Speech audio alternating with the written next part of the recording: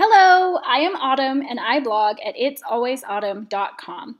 And today I am going to walk you through how I created this quote printable using Adobe Photoshop Elements 15. To create something like this, we're going to be working in the expert mode of Photoshop Elements. Your first step is to go under File, New, Blank File. On this window, you can enter in the dimensions that you want your printable to be. I generally create quote printables at 16 by 20 inches because that's the same aspect ratio as an 8 by 10, meaning people can print it out as either an 8 by 10 or a 16 by 20. I always use resolution of 300 for anything that's created to print out. The color mode should be RGB color. The background content should be white. And we click OK. And so we have our blank file ready to start creating something on it. So I usually start with the quote that I'm thinking of, and I just had been thinking of the quote or the saying, "We are better together." So I wanted to make something pretty with that. So I will start by adding some text. I'm going to hit T to get my type tool. As soon as you get one of your tools in Photoshop Elements, you'll see down at the bottom all of the different controls for that tool. So we can put in the font we want to be working in. We can choose a color for our text. You can just click on that box and it'll bring up some default colors. Or you can click on this rainbow circle to bring up a color picker, which allows you to choose any color you can imagine, or even put in a color code if you have something specific color in mind. I'm just going to stick with this gray for right now because I don't know what color my text is going to end up being. And I'm going to use this Valentine Agnes regular font, which is a font I have purchased. So I just click to start typing. We are, and then I'm going to hit this green check mark and then hit T and click again.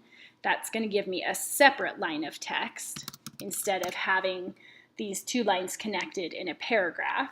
Click the check mark and hit T again. Then I can type together. Okay. Whenever I click that green check mark, I automatically get my move tool back. That means I can just grab each of these lines of text and move them around. I can also use the move tool to click one of the boxes in the corner here and then click and drag to resize the text as well. So let's just make all this a little bit bigger so I can see what I'm working with a bit better. Okay, you'll see what I did here is I accidentally stretched my text out from side to side. So I'm going to cancel that. Make sure when you're resizing something that you click on one of the corner boxes and that'll resize it without skewing it tall or wide. Okay, you'll notice as I've been adding text, you can see it over here on the right hand side. This is what's called our layers palette. Anything that we add to our file is going to show up over here. And each different element can be on its own layer. What's nice about that is that we can make adjustments and changes to each layer individually. So I can change the size or the position of this first line of text without it doing anything to the other lines of text. I'm going to make one more adjustment to this we are. I'm going to change the font. When I purchased the Valentine Agnes regular font, it came as a font duo. Whoops. Let me try that again.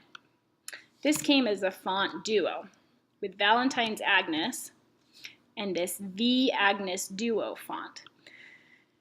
When you are looking at fonts to buy, look for ones that come as duos because lots of times the designers will design two fonts that are different from each other but that complement each other really nicely. So this time we have one that looks more like just a handwriting brush and one that's more of a scripty font. And so you can use those together to give your finished piece a little more interest. Okay, so this obviously isn't quite how I'm going to want it when it's finished, but it's a start. If you want to resize your whole file here so that you can see more of it at once or to zoom in, you can use Command minus to zoom out or Command plus to zoom in.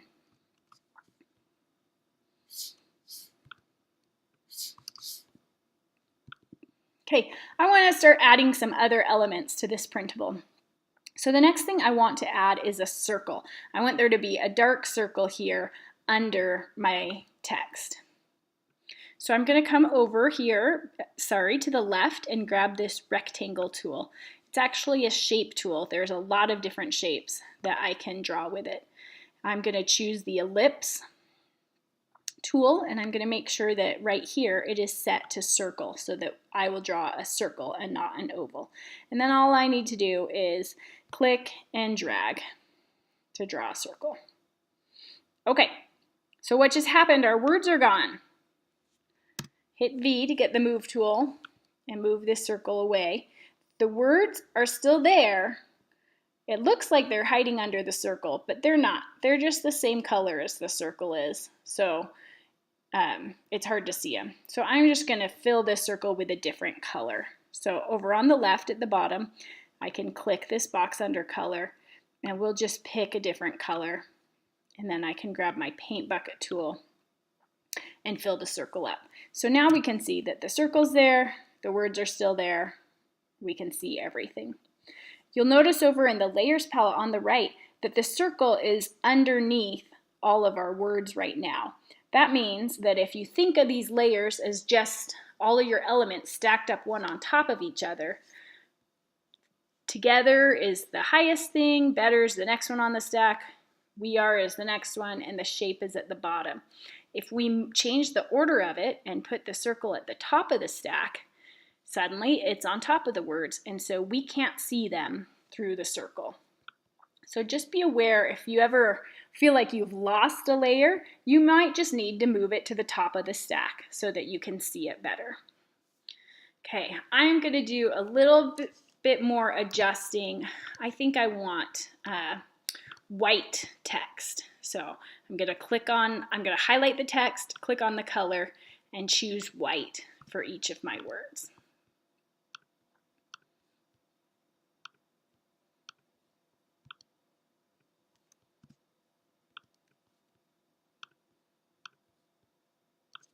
Okay, now I'm going to pay attention to where things are positioned on the page. If I click on the circle, I have rulers showing up on the top and side of my new file. If you don't see rulers, go under View, and you can just click on rulers to turn them on. And then as I move the cursor around, there's a little guideline that shows me where I am on the ruler. So I can just use this and then use the arrow keys to nudge my circle around so that it's perfectly centered on the page.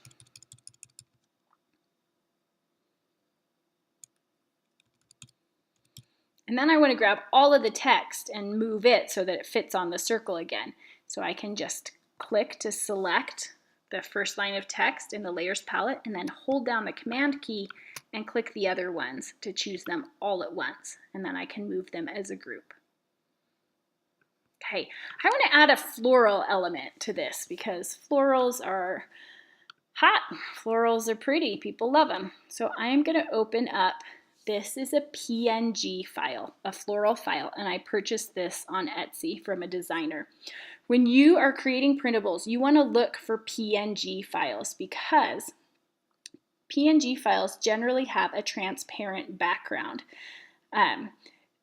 Wherever you see what looks like a checkerboard with white and gray, that means this background is transparent. So I can move this floral element around and there's no white background that goes with it. So I can just drag it and drop it onto my new file, and there's no white background. I mean, there's a white background in this file, but we only brought over the flower. If we move it on top of the shape in the layers palette, then it'll come in front of that shape. Okay, we can play with where we want that, how visible we want the flowers to be. That's all part of the design process. I want the flowers to be underneath my circle though. And I want more than just one of them, so I'm going to duplicate it.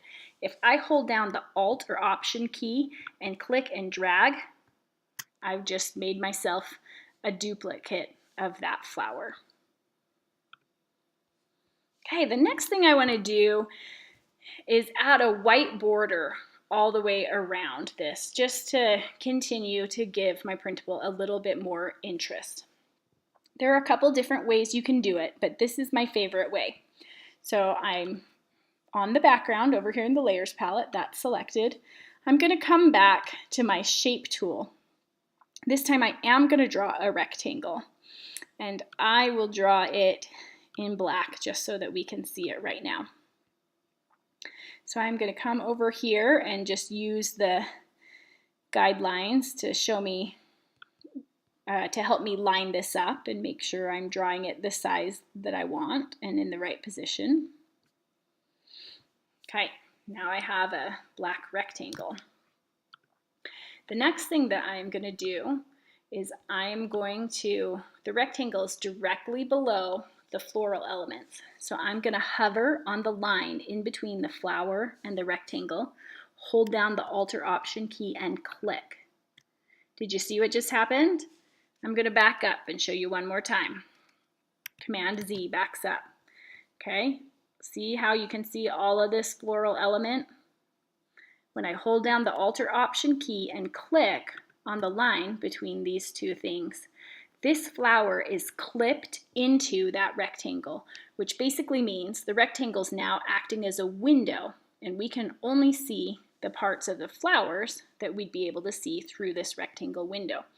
The entire flower is still there. We can move it around, we can make it bigger or smaller, but we can only see a portion of it now. So I can kind of move it up so that it's in the corner here. Another thing I can do is hover near a corner of the bounding box on that flower to get this bendy arrow, and then click and swing it around just to rotate it so that a different part of it shows. Okay, I'm going to clip this other floral set in as well. So I hover on the line right here, hold down the Alt or Option key and click. So that flower is clipped in as well. I'm going to make this one bigger so it takes up a little bit more room. Maybe even bigger.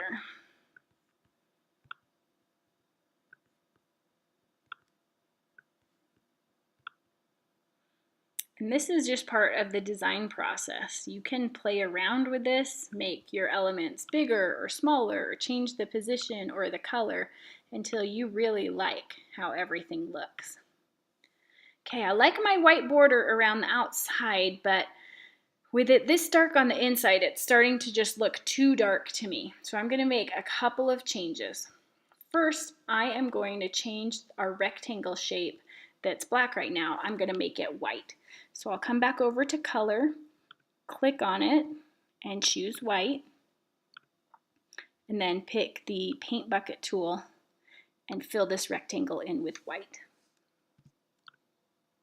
And then I also want to change the color of my circle shape. I don't like how the green blends in here, so I want it a little bit darker. So I'll come back to the color tool. I'm going to choose kind of a medium dark gray and see how I like that. Paint bucket tool and fill that in. Okay, I'm liking this. This is looking nice. So you could be done right now, but we're going to take things just one step further. This font duo that I purchased, one of the reasons I bought it was because it said that the font comes with alternate glyphs. Alternate glyphs just means there's maybe a couple different sorts of bees, one that looks like this and maybe one with a swash added to it. And you see these a lot in hand-lettered quote art. And so I've been on the lookout to try to figure out how I could do that in Photoshop Elements. So if you look for a font that says it has alternate glyphs that are PUA encoded, you'll be able to use them in Photoshop Elements 15. So I'm on a Mac, so I'm going to open up my font book under Applications, Font Book. And if you are on a Windows machine, I will leave a link that shows you how to access these alternate glyphs. And then I just scroll down my list of fonts to find the one I'm working in, Valentine's Agnes. And then over here, I'm going to see all the different characters that I can use. As I continue to scroll down, I'm going to start to see the alternate characters. All of these letters have a pretty swash at the beginning. Oh, here's some that have a pretty swash at the end. I can keep scrolling. These ones have a different sort of swash until I find something that I want to try in my printable and see how it looks. So I'm going to click on this pretty bee here and do Command C to copy it, and then come back to my printable, hit T for the type tool and highlight my bee, and then Command V to paste in the bee with the pretty swash at the beginning. Okay, that's really nice. Let's try to find an R that has a pretty swash at the end to balance that out. So back to our font book, and I'll keep scrolling. There's a pretty R. Just going to copy that and paste that in. Okay, it just adds a little something to the text. One more thing I'm going to take a look at. I like to use alternate glyphs at the beginning and end of words, but it's also fun to look for ways to add them in the middle of the words as well, like this G here. So see what the G looks like right now. It just hooks to the E like normal. I'm going to paste in this alternate. Then I have kind of a pretty added swash with that G. So that's just a way to mimic the hand-lettered look, make it look a little bit less just like a font because there's some customization to it. The very last thing I want to do for this is I don't like how these swashes are visible over my flowers. I want it to feel like my text is just printed on that circle. So what I can do is I can clip the text into the circle the same way I clipped these flowers into that rectangle. So if I just hover on the line between the text and the circle and hold down the Alt or Option key and click, then I'm not going to see the extra portions of the swashes that are larger than the circle. Okay, I like how this looks, so I'm calling it good. At this point, I want to save it. You need to save it twice. First, you need to go under Save and save it as a PSD file. That is a Photoshop file, and that means that when you open the PSD file up, all of these layers will still be here in your layers palette, and you'll be able to click on each of them and change each one individually.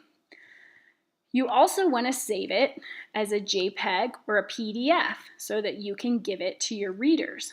Once it's saved as a JPEG or PDF, it will automatically be flattened. So the layers palette will only show one layer, the background, and nobody will be able to come and click on anything and transform it because this is now a locked layer. So make sure to save once as a PSD for yourself so you can come back and edit it if you wish, and then once as a JPEG or a PDF to give to your readers. Okay, thanks for watching, guys. I hope you've enjoyed these tutorials, and I hope you'll visit me at itsalwaysautumn.com.